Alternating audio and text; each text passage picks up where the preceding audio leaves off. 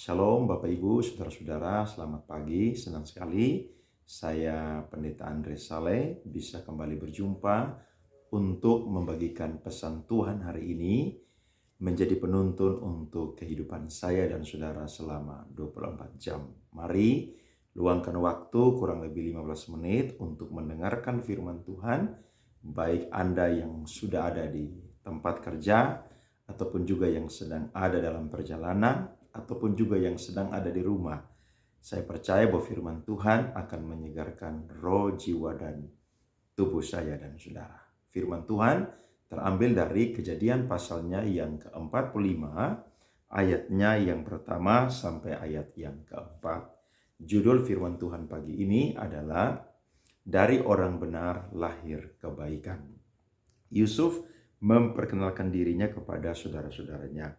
Ketika itu Yusuf tidak dapat menahan hatinya lagi di depan semua orang yang berdiri di dekatnya. Lalu bersuruhlah ia, suruhlah keluar semua orang dari sini. Maka tidak ada seorang pun yang tinggal di situ bersama-sama Yusuf ketika ia memperkenalkan dirinya kepada saudara-saudaranya. Setelah itu menangislah ia keras-keras sehingga kedengaran kepada orang Mesir dan kepada seisi istana Firaun. Dan Yusuf berkata kepada saudara-saudaranya, "Akulah Yusuf, masih hidup ke Bapa?" Tetapi saudara-saudaranya tidak dapat menjawabnya, sebab mereka takut dan gemetar menghadapi dia. Lalu kata Yusuf kepada saudara-saudaranya itu, "Marilah dekat-dekat." Maka mendekatlah mereka. Katanya lagi, "Akulah Yusuf, saudaramu yang kamu jual ke Mesir." Ketika saya dan saudara membaca tentang perjalanan dari seorang anak muda Ibrani yang bernama Yusuf, maka kita akan menemukan bagaimana Yusuf adalah seorang yang diproses Tuhan dengan luar biasa. Saudara-saudaranya iri kepadanya karena dia pernah menceritakan mimpi yang dia dapatkan dari Tuhan itu sebanyak 2 kali.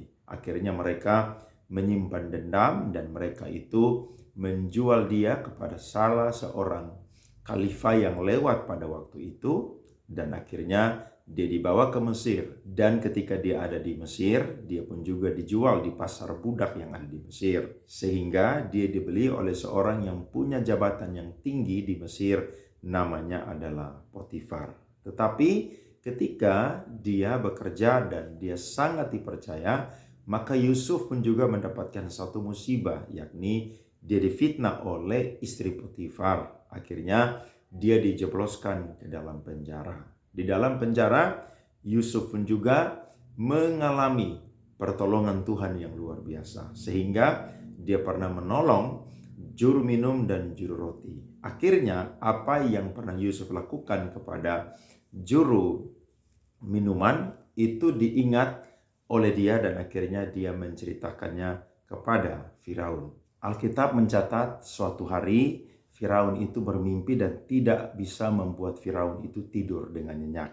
Sehingga teringatlah juru minuman ini akan apa yang sudah diperbuat oleh Yusuf kepadanya. Sehingga dia mengingat Yusuf dan akhirnya dia menceritakan apa yang menjadi kehebatan daripada Yusuf, di mana dia bisa menafsirkan mimpi. Sehingga Yusuf itu dipanggil dan Yusuf itu memberitahukan apa isi mimpi daripada Raja Firaun pada waktu itu. Tuhan begitu baik sehingga Yusuf langsung dipromosi oleh Tuhan dan dia menjadi Perdana Menteri di Mesir. Sebagai manusia, saya percaya bahwa Yusuf mengalami penderitaan yang luar biasa. Tetapi ketika kita melihat bagaimana Tuhan mengangkat dia, maka kita memahami bahwa Yusuf ini bukan orang biasa, tapi Yusuf ini adalah orang benar. Bukti dia adalah orang benar adalah kemanapun dia pergi, Tuhan menyertai dia. Bahkan apa yang Yusuf kerjakan di rumah Potifar itu selalu dibuat Tuhan berhasil.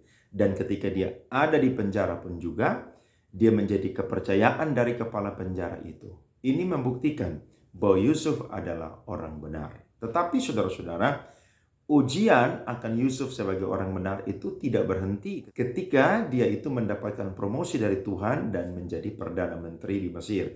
Tetapi ada satu ujian lagi yang akan membuktikan kira-kira Yusuf ini adalah orang yang benar atau orang yang jahat. Yakni Tuhan membuat cara membalikan keadaan sehingga apa yang pernah Yusuf itu mimpikan itu Tuhan genapi. Di mana dia menjadi raja atau pemimpin bagi kakak-kakaknya, dan akhirnya kekeringan, kelaparan yang terjadi di sekitar Mesir pada waktu itu membuat saudara-saudaranya yang ada di tanah Kanaan pergi ke Mesir untuk membeli gandum. Dan tahukah saudara, ketika mereka sampai di sana, mereka tidak mengenal Yusuf. Tetapi Yusuf sangat-sangat mengenal mereka. Alkitab berkata, pada waktu pertemuan pertama itu, Yusuf tidak memperkenalkan dirinya itu adalah Yusuf. Tetapi Yusuf mencoba mereka, bahkan Yusuf pun juga menjebloskan saudara mereka itu salah satu untuk ada di penjara dan mau menguji bagaimana kira-kira mereka adalah orang-orang yang sudah bertobat dari kejahatan mereka atau belum. Bahkan ketika saudara-saudaranya pulang, dia menitipkan gandum yang berlimpah kepada mereka. Dan mereka pun juga kaget karena mereka mendapatkan gandum yang begitu banyak. Alkitab mencatat pada waktu gandum mereka habis, maka mereka pergi yang kedua kali, saudara-saudara, untuk membeli gandum. Tetapi dengan satu syarat, mereka harus membawa adik mereka yang bungsu yang bernama Benyamin. Karena itu adalah permintaan dari Yusuf. Singkat cerita, mereka membawanya. Dan ketika Yusuf melihat Benyamin, maka dia sangat rindu kepada adiknya. Dan Alkitab mencatat bahwa Yusuf langsung saja memperkenalkan dirinya. Saudara-saudara, kisah ini kalau dibuat film, ini adalah satu film yang akan menjadi berkat bagi banyak orang dan menjadi tontonan yang sangat-sangat memberkati. Tahukah saudara bahwa orang seperti Yusuf adalah orang yang layak untuk mendapatkan promosi Tuhan. Karena Tuhan melihat bahwa Yusuf bukan sekadar orang yang baik, tetapi Yusuf pun juga adalah orang benar. Dari apa yang kita baca saudara-saudara, maka Yusuf teruji. Dia bukan hanya menjadi orang benar pada waktu sampai dia menjadi Perdana Menteri di Mesir. Tetapi pada waktu saudara-saudaranya pun datang, dia menunjukkan bahwa dia adalah orang benar.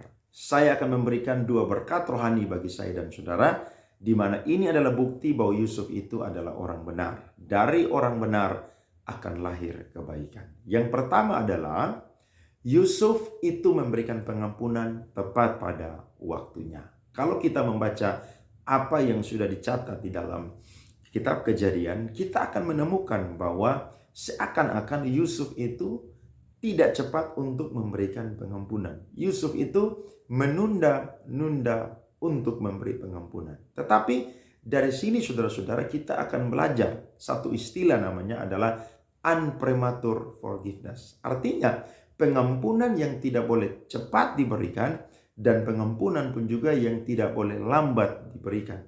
Tetapi pengampunan harus diberikan tepat pada waktunya.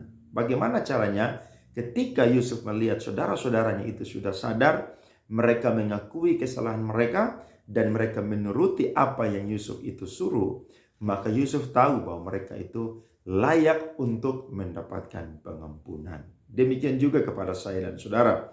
Ketika ada orang-orang yang melukai kita, ketika ada orang-orang yang berbuat jahat kepada kita, maka saya dan saudara harus melepaskan pengampunan.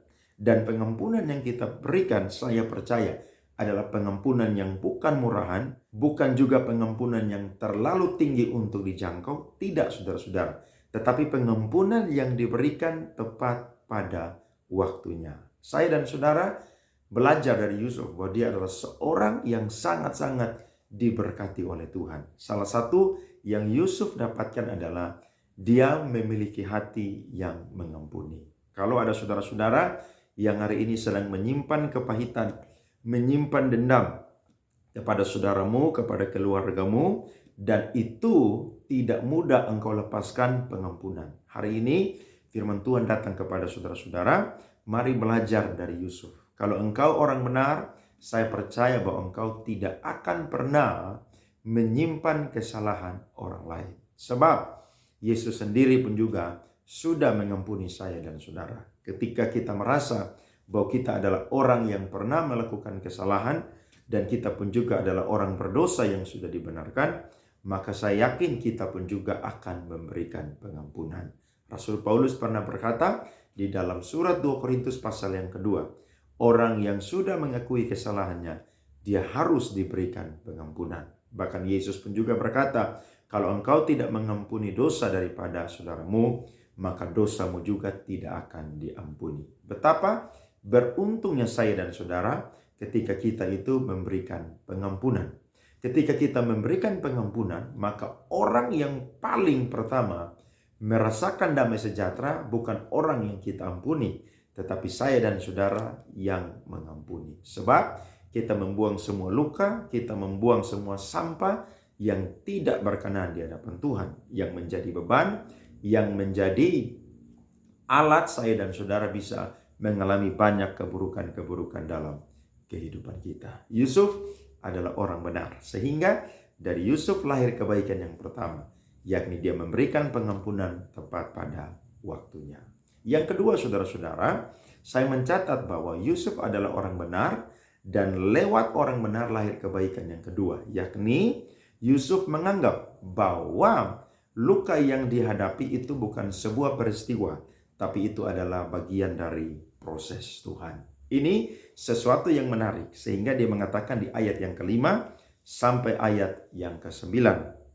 Tetapi sekarang janganlah bersusah hati dan janganlah menyesal diri karena kamu menjual aku ke sini, sebab untuk memelihara kehidupanlah Allah menyuruh aku mendahului kamu. Karena telah 2 tahun ada kelaparan dalam negeri ini, dan selama 5 tahun lagi orang tidak akan membajak atau menuai.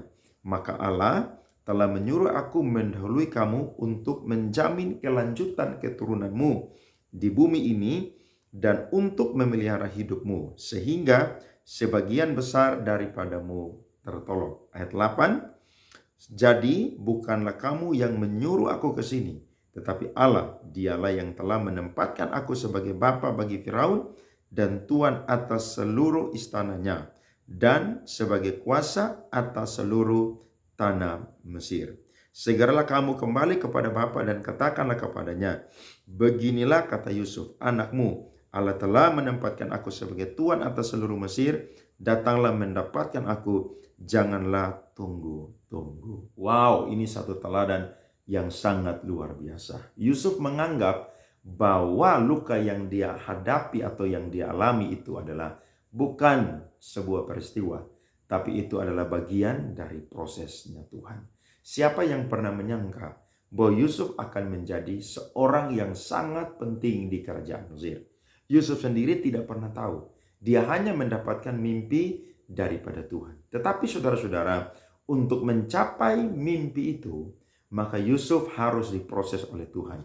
Yusuf harus dibentuk oleh Tuhan. Yusuf tidak pernah menyangka bahwa begitu sakit dia menghadapi proses dari Tuhan. Dia terlupakan dari saudara-saudaranya. Dia tidak diingat oleh mereka. Dia dijebak oleh istri Potifar. Bahkan juga dia dilupakan oleh juru minuman dan juru roti. Tetapi saudara-saudara, apa yang pernah Tuhan berikan kepada Yusuf, itu Tuhan tidak akan pernah melupakannya. Tuhan memberikan visi kepada Yusuf bahwa satu ketika engkau akan menjadi tuan, menjadi raja, menjadi pemimpin atas saudara-saudaramu. Dan itu Tuhan genapi dalam kehidupannya Yusuf.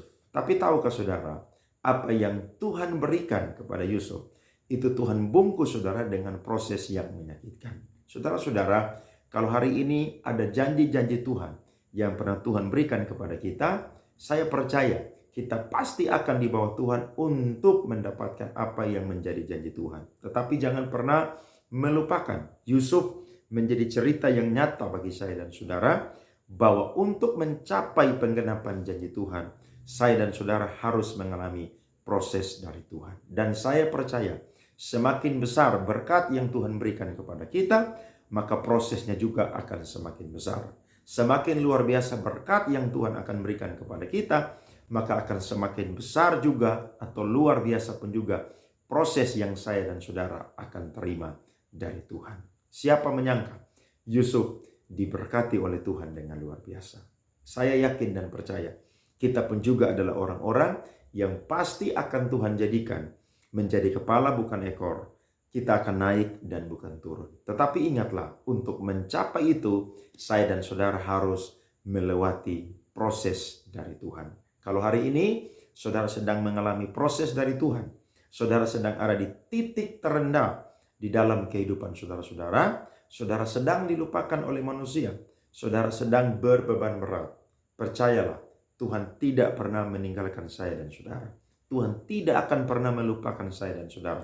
Tuhan tidak akan pernah membiarkan saya dan saudara sendiri. Tetapi seperti Yusuf disertai oleh Tuhan, maka saya dan saudara pun juga akan disertai oleh Tuhan. Saya percaya waktu kita berbeda-beda. Kalau Yusuf diproses kurang lebih 13 tahun, mungkin saya dan saudara kurang dari 13 tahun. Ataupun juga saya dan saudara lebih daripada 13 tahun. Tetapi apapun itu, waktunya seperti apa, saya dan saudara biarkanlah, izinkan Tuhan untuk melakukan dalam kehidupan saya dan saudara. Saya selalu berkata, biarkan proses Tuhan itu sampai selesai dan sampai matang. Ketika sudah matang, saudara-saudara, maka saudara akan menerima promosi dari Tuhan. Saya sangat diberkati lewat kehidupannya Yusuf dan perjalanan kehidupannya. Saya percaya saudara-saudara pun juga pasti diberkati ketika mendengarkan firman Tuhan ini. Mari belajar menunggu waktunya Tuhan. Kalau hari ini saya dan saudara ada dalam kehidupan yang sukar sulit, seakan-akan Tuhan itu tidak nampak dalam pergumulan saya dan saudara. Percayalah, Dia ada di samping saya. Dia ada di dalam saya dan saudara. Dia tidak akan pernah membiarkan saya dan saudara sendiri menjadi yatim piatu. Puji Tuhan, kiranya firman Tuhan ini menjadi berkat penuntun untuk saya dan saudara sepanjang 24 jam. Kalau ada saudara-saudara yang punya beban, pergumulan, minta untuk didoakan, saudara bisa ketik ya nomor saya yang ada di bawah sini, dan saudara bisa WA, dan saya akan mendoakan saudara-saudara. Saya percaya Tuhan akan memberikan yang terbaik buat saya dan saudara. Karena dari orang yang benar pasti akan melahirkan kebaikan. Tuhan memberkati.